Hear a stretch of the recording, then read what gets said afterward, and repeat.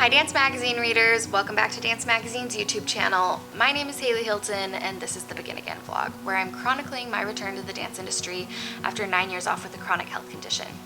Today we are talking about nutrition. It's an essential subject in the dance industry. It's important that we talk about it to know how to care for ourselves and dance our very best, but it's also a conversation that is complex, rife with emotion, and rife with a lot of competing ideas. So I bypassed all of that and I went straight to an expert. I spoke with registered dietitian Rachel Fine. You probably recognize the name from her Instagram, To The Point Nutrition. I'm sure you've also seen her on TikTok, as well as in her articles for Dance Magazine. She was wonderful, and I'm so excited for you to hear her perspective. It was helpful to me, and I'm certain it'll be helpful to you. So obviously, Dance Mag readers, you guys already know Rachel Fine, but she hasn't been on my vlog or my column yet, so I want to introduce you to everyone. Can you tell everyone just like a bit about yourself, your background in dance and your background as a dietitian? Yes, of course. Hi, everybody. Hello to my Dance Mag family. I love, being on this platform and helping all dancers. So a little bit about myself. I'm a registered dietitian nutritionist. I'm also a former professional dancer turned dietitian over a decade ago, believe it or not. Time flies. When I was dancing full time, started to get really interested in the topic of nutrition and really tried to educate myself about, terms, what is quote unquote healthy, what is not healthy, quote unquote. And long story short, it landed me in a world known as disordered eating. So much of nutrition information centers around, believe it or not, nutrition misinformation. And a lot of dancers who, especially like my former self, are prone to type A perfectionist type of mindsets, tend to fall into patterns where nutrition becomes all encompassing and even obsessive in regards to your food choices. So basically what I did was needed to take several steps back before I could take several steps forward in my career as a dancer. This is where I shifted gears, wanted to practice, become a clinical dietitian, was able to fortunately take my experience as a clinical dietitian in the hospital, really fuse it with my background as a dancer, and start my company To The Point Nutrition back in 2013 already. It's crazy. And this is where I, have sprung everything I do now within what I call the healthy dancer community. So I've got a bunch of resources. I have an online resource site, dancenutrition.com. It doesn't really get more straightforward than that. And of course, all of my work for dance media, really for the purpose of educating dancers with everything that I needed to learn about when I was dancing full time and was just so confused about in regard to the topic of nutrition. So really that's my purpose now, is to, work with the population I love most, dancers, and to teach them how to actually build not necessarily healthy habits, although they're healthy habits, but actually sustainable habits. That's really the most important aspect. I could not connect with you more. Like hearing you talk, and I was like, yes, I connect with this so much. And I obviously, I've seen your work through the magazines, but I also follow you on social media, and I often feel so validated and comforted. And then also my perspective has changed on things since following you. And I feel like what you're doing is so important for dancers. So thank you so much for all you do and for taking the time to talk with us today. This piece feels very vulnerable to me. It feels scary to talk about nutrition, because it almost feels like, in a way, I'm giving people license to look at my body and decide what they think about it. And that feels like that's not what I want. But I feel like it's so important for me and for everyone to kind of have this discussion with you. So I also am very type A dancer. And I also, when I was dancing growing up, I found myself in the world of disordered eating as well. I had those comments that I'm sure you hear often from dancers that you work with that are so upsetting, that are like, you can do anything in the dance industry if you just make sure you watch your weight. Or, oh, and it just gave me this feeling of oh, if I don't make it, it's because I wasn't disciplined enough, or I wasn't good enough on what I was eating. Anyway, so it led me to not a good place.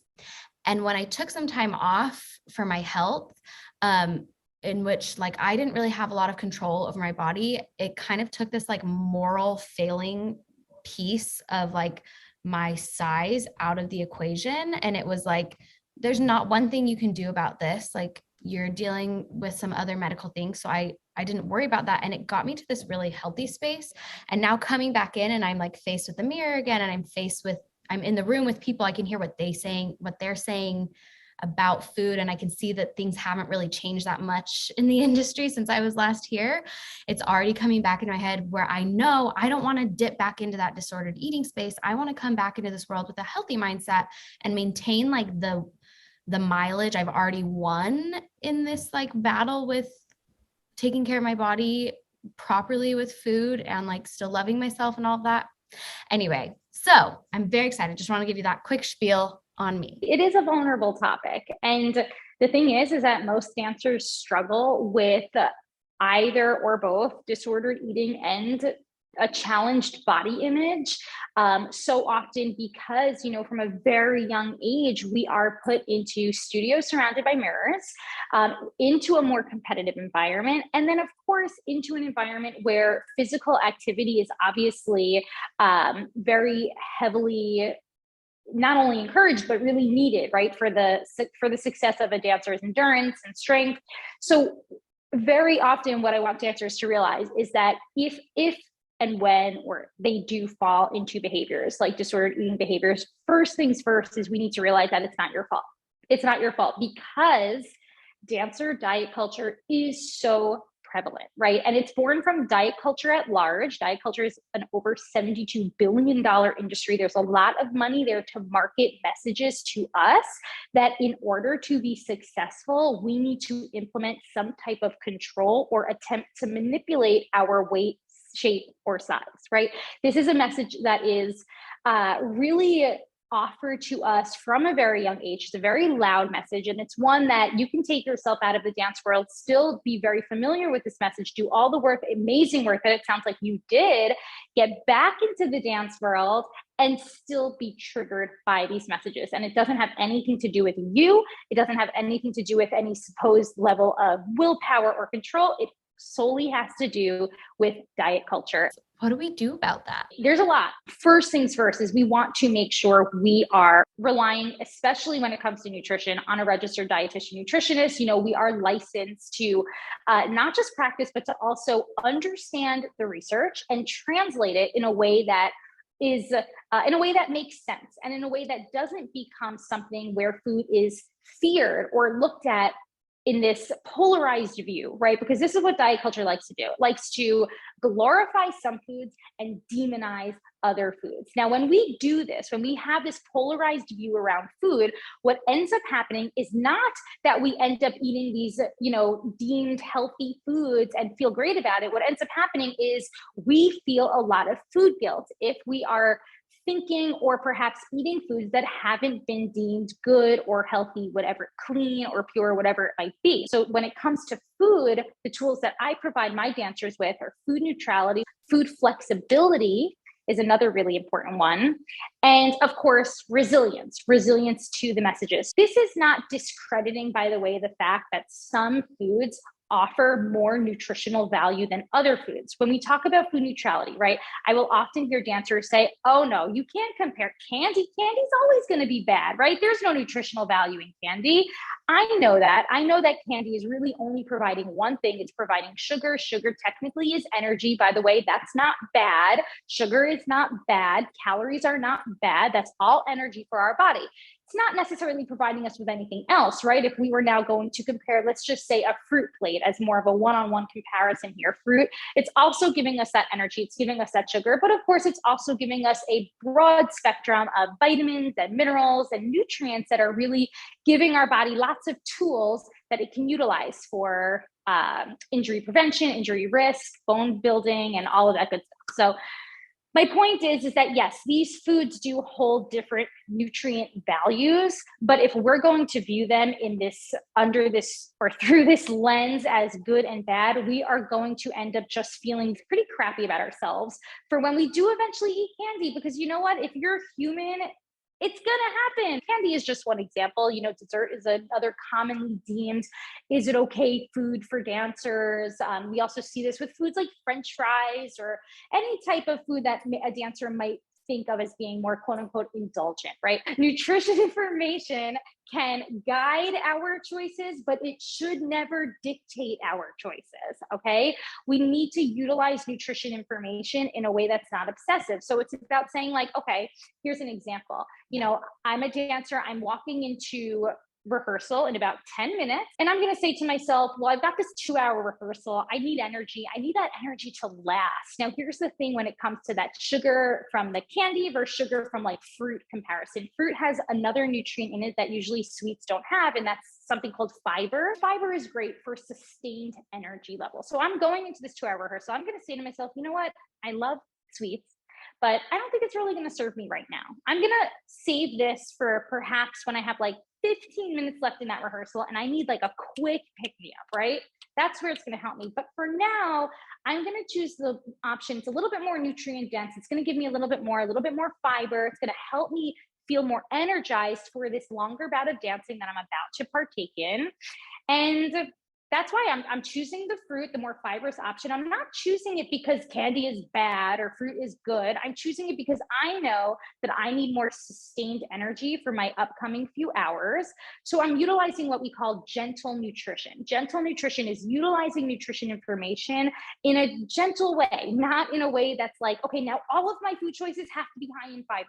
This is where we start to see like desserts that are maybe the recipes are changed and they're like high fiber desserts or high protein desserts. And I often say, like, it's the best example I can think of right now. Your dessert doesn't have to be this fibrous, nutrient dense protein superstar. Dessert can just be fun when you want it to be fun.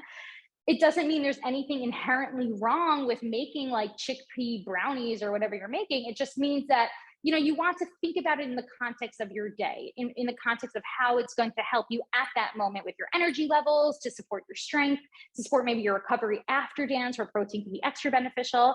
Does that make sense? I really like that. Typically, I would think of nutrition as like, oh, something you can't have. And that seems like it opens up the world a bit more to be like, instead of like, what does this do that's bad for you? It's more like, what does this offer that's good for you? And like, what do you need? How can it be functional, that good thing? Even I thought like, oh, like, you just want something that tastes good and makes you happy. That's a really important point right there that you just mentioned that often gets forgotten about by dancers. And it's that food is not only meant to support us physically. Don't get me wrong, the role of nutrition and food for physical health is huge, but food can support us emotionally and mentally. And if we are falling into that trap of all or nothing thinking, like I need to either, all of my carbohydrates need to be, quote unquote, I hate this term, minimally processed, or I can't eat it at all, you're going to set yourself up for an extreme mindset that's going to feel very limiting to you. So food neutrality is something that I'm extremely passionate about. It is probably one of the most important tools that I can provide dancers with when it comes to, how they can support their dancing. It sounds like something that you'd have to train your brain, like society and past experiences have told you like, oh, this food is bad or this food is good. And in the moment having to be like, no, this is neutral. Absolutely. It's all about rewiring those neural pathways. Having to unlearn these messages is the first step. And then having to relearn, that's why I stressed before, where you're getting your nutrition information from, having to relearn those messages is the next step to now try and replace the work that was kind of already so ingrained in there. Okay. So say a dancer's like, all right, step one, I'm meeting with a dietitian. What does that look like? That's such a great question. So there are so many different ways that dancers can work with a dietitian. I'm really going to focus on how I work with dancers through the Healthy Dancer program. Most often, this is going to start with a one-on-one session, just like we're having right now, where I'm looking into your history, your nutritional history, even your medical history. I'm looking at labs if they're available from your doctor. I'm looking to see where there might be red flags in how you are currently fueling your day, right? Some common red flags are that you might be going long hours without a meal or a snack. That's really one of the most common red flags. Another red flag is inaccessibility to actually fueling your body. I see this a lot with my younger dancers who are in school all day, whose schools have rules. So there are many experiences that will prevent a dancer from actually optimizing their nutritional status. So very often I will look at the individual dancer. I will do an assessment, a nutrition and a medical assessment, just to see where potential holes might be in their gaps in their nutrition plan. This is really important because it's important to understand that nutrition is never one size fits all, and nutrition should never be prescriptive. We're working as a team. We'll start with a very flexible guided meal plan. So this is not a meal plan like you would think about like getting from Google, right? This is not like a calorie. This is when you have to eat. This is what you have to eat. This is how much you have to eat. That's not what this is. This is building a very flexible plan based off patterns so that we can make sure we're promoting appetite regulation throughout your day. Appetite regulation essentially means you're attempting to the best of your ability to not experience extreme peaks in your appetite, like extreme hunger followed by eating extreme fullness. We want to make sure that we're promoting a steadier appetite, steadier energy levels throughout your day. So that's really the major what's going to be done in the first session. Now, throughout all of this work, I also, when I'm working with all the dancers who work with me, they also have access to my online course and membership, The Healthy Dancer. This is where the work of unlearning comes in, working through various modules, videos, worksheets. Even I have some like fun assessments in there, weekly assessments. And then of course, even group coaching programs where we are going to be working alongside other dancers together in more of a community-based environment. So really covering all of our basis of how dancers are going to utilize the information presented for nutrition, but in a way that's they can hold on to. Something I've noticed coming back is especially like I'll go and take my morning ballet class at Steps, and sometimes I feel too tired to get through the class, and I keep thinking if there must be something with my nutrition that is not like I'm not either eating enough or not eating enough of the right thing. So I'd love to know, as dancers are coming back and you're wanting to take on high activity, what types of foods are you like, this will really help you? Absolutely. That's such a great question. So one thing that we need to look at is that when dancers are not dancing, they do fall into the mindset of I need to either be cautious around or watch myself around certain foods. Now, the biggest but I would say the biggest food or nutrient that gets the biggest hit are carbohydrates. So I know from the dancers I work with that carbohydrates tend to be restricted. Now, this restriction might not be an outward restriction. You might be thinking like, well, I don't really restrict myself. Like I eat carbohydrates throughout the day. I eat XYZ chips, whatever it might be, bread. But here's the thing, dancers, we are working at a pretty intense level. We need more. The baseline that is kind of put out there by diet culture in regards to how much we should be eating is set really low, way too low for a dancer. So often, if you are telling me that your energy is not up to par, the first thing I'm going to look at is, are you getting enough carbohydrates, not just for that day, but also previously throughout your week, right? We often think about nutrition in this sense of like, what I eat today is going to impact what I do today. But patterns matter over time when it comes to nutrition. So if you are overall not eating enough carbohydrates, even from last week, last month, whatever it might be, you're going to be feeling that depleted level of energy in the future. We want to make sure that we are setting our body up to have optimal energy, what we know as glycogen stores, which by the way, deplete very rapidly. You told me that you take a morning ballet class. Glycogen depletes overnight while we're sleeping. So if we're not getting in enough carbs in the morning prior to that class, then you're immediately going to be limiting your energy levels. And as I said before, if you are also not getting in enough carbohydrates in general from your baseline, then you're not really offering your body this environment to store and utilize carbohydrates, because you're kind of enter this mode of famine, or this self-imposed famine, where your body doesn't really know if and when it's going to be getting its next energy refuel. Our bodies don't know that we live, at least you and I were in New York, right? So food is around 24/7. We have access to food. Our body doesn't know that. It only knows what we give it. And if you're not giving it enough, it's going to really kind of enter this like self-imposed famine mode. It's not necessarily utilizing the nutrients, you're giving it in an optimal way. So we want to make sure that we are eating regularly. That means eating every few hours throughout your day, that each time that you are eating, you are incorporating a source or sources of carbohydrate, because carbohydrate for a dancer is a preferred fuel source. Okay, I love that. I'm definitely not getting enough carbs in the morning. I'm loving like so many good takeaways, but especially the starting with like talk with a dietitian, talk with someone who's an expert. Don't just listen to like what social media is saying, because I feel like that is just a recipe for like falling apart. Yeah, but you know what? I really have to give you credit, because even as a journalist, you are sharing this information with the dancers who need it most, and you're bringing on the experts to actually dive into these topics. And I think that's so important. Anyone can really put on a hat as a nutritionist, not a regulated term. So, us dietitians are always trying to be like, hey, no, like, you know what, we know the science, we know the research, it doesn't have to be all or nothing. Science in of itself can make things sound really scary. And that's where we see a lot of the fear mongering around food. And as I mentioned earlier, it doesn't make anyone eat healthier. It makes everyone feel a whole lot worse about themselves. Coming back to the industry at 28, I have this like new perspective on life. And I feel like I view life when you're young, I view life as so short, and my dance career is so short, which they can be. But I feel like coming back at 28, I have this view of like my life is long.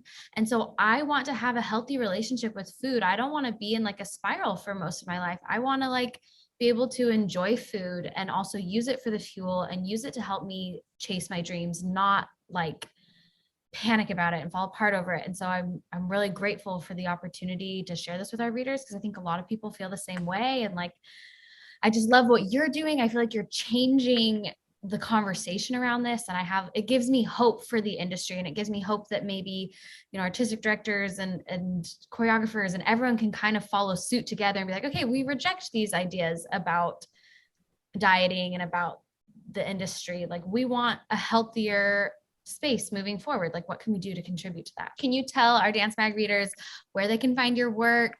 I always recommend dancers go over and follow me at To The Point Nutrition, point with an E, of course. I am a dancer nutritionist on TikTok, To The Point Nutrition on Instagram. But if you want to take things a step further, I have a bunch of different options. So dancenutrition.com, I mentioned this earlier, but this is my completely free resource site for dancers. I post an article every week. I've got videos on my own YouTube channel. All about the title is Nutrition for Dancers, and I even have a podcast. So you can learn more. Those are all free resources. And then if you really want to take things another step further, what we were talking about earlier, the Healthy Dancer membership program.